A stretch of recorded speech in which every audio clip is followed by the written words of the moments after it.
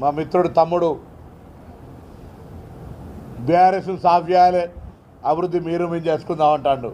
నిన్నటిదాకా double engine సర్కార్ అన్నారు, 100 సీట్ల డిపాజిట్ రాలే.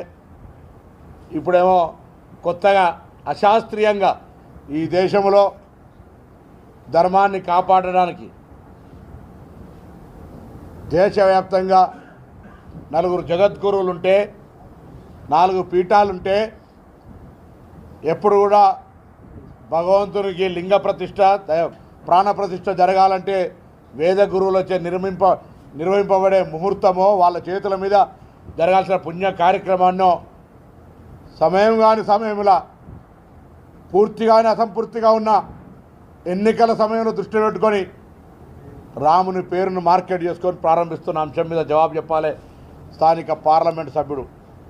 ఏ ఊరికి వెళ్ళినా రాముని ఫోటోలు పెట్టి బాణం వేసే ఫోటోలు ఎన్నికల లోపల గత ఎన్నికల లోపల మంగళసూత్రాలు అమ్ముకున్నానని చెప్పిన మీకు ఈ నిధులు ఎక్కడికి వచ్చినాయో చెప్పాలి. ఈ నియోజకవర్గానికి 5 సంవత్సరాల ఎంపీగా కేంద్ర ప్రభుత్వం నుంచి ఏం తెచ్చినావో చర్చకు రావాలి, లేదా ప్రజలకు చెప్పాలి. ప్రజలకు కనబడని మీరు మొన్న కుదురుపాక పోతే అక్కడ ఆ టెంపుల్ టూరిజం చేస్తామని, లేకపోతే హసన్పర్తి రైల్వేకి సంబంధించి అక్కడ ఉన్నటువంటి రెవెన్యూ వాళ్ళకి తెలియదు 4 తెచ్చి భూమి కొలుస్తున్నట్టు. ఇవన్నీ ఎన్నికల ముందు ఎవరు చెప్పినా నమ్మడు.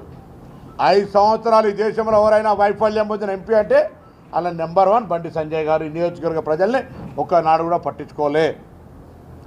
అదేవిధంగా ఇంకొక పార్లమెంటు సభ్యుడు 5 సంవత్సరాల ఎంపీ కేసీఆర్ కుటుంబ సభ్యుడు, 5 సంవత్సరాలు ప్లానింగ్ బోర్డు వైస్ చైర్మన్. ఆయన కూడా ఏం చేసిండో అడుగుతూ ఉన్నాం. ఏమనంటే వాడేవాడు ఈడోడు సొంత కుటుంబ సభ్యులకు ఉద్యోగాలు, నీకు సంబంధం లేకపోతే మరి పిటిషన్ ఏమంటే తప్పుడు చేయరు. అధికారాన్ని అనుభవించి ప్రజలకు ఏం చేసినావు అని అడుగుతా ఉన్నాం, చెప్పరు మీరు. ఇది నాటి పరిస్థితి. తప్పకుండా నేను యావత్ కరీంనగర్ లోక్సభ నియోజకవర్గ ప్రజలను కోరుతా ఉన్నా, రాబోయేది ఒక పెద్ద దేశ భవిష్యత్తుకు నిర్దేశం చేయబోయే ఎన్నిక. కరీంనగర్ లోక్సభలో కాంగ్రెస్ పార్టీ అభ్యర్థిని గెలిపించాల్సిన అవసరం ఉంటుంది. మతం పేరు చెప్పి ఒకడు, ముఖ్యమంత్రికి దగ్గరాని దొంగగా బంధువులకు ఉద్యోగాలు ఇప్పించినాడు ఒకడు, అభివృద్ధి కొట్లాడిన బిడ్డ ఈరోజు కాంగ్రెస్ పార్టీ తరఫున అభ్యర్థి నిలబోతా ఉన్నది మా పార్టీ. దయచేసి అర్థం చేసుకోమని చెప్పి కోరుతా ఉన్నాం.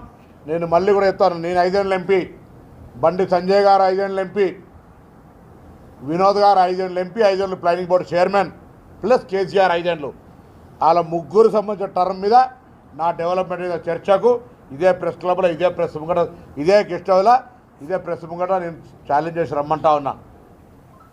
అదేం మాట్లాడకుండా మీరు మీ ఇష్టం ఉన్నట్టుగా ఏది పడితే అది చెప్తే ప్రభుత్వాన్ని కూలగొడతా అంటే ఇక్కడ చూస్తూ ఊరుకోలేడు. జాగ్రత్తగా నాలుక ఒళ్ళు అన్ని దగ్గర పెట్టుకొని మాట్లాడురి. మీరు ప్రజలకు చెప్పదలుచుకుంటే నేను ఫలానా గొప్పోడిని, ఫలానా పని చేసిన, ఇక ఫలానా రైలు రోజు తెచ్చిన, ఫలానా పొన్నం ప్రభాకర్ తెచ్చిన హైవే అని నేను నాదే చెప్పుకుంటలేరు అని చెప్పే ధైర్యం చేయి. అవన్నీ ఏం చేయకుండా వట్టిగానే రాముని కటౌట్లు పెట్టి ఓట్లాడుకునే పరిస్థితులల్లో చేయొద్దని నేను సందర్భంగా కోరుతున్నా. ప్రజలు కూడా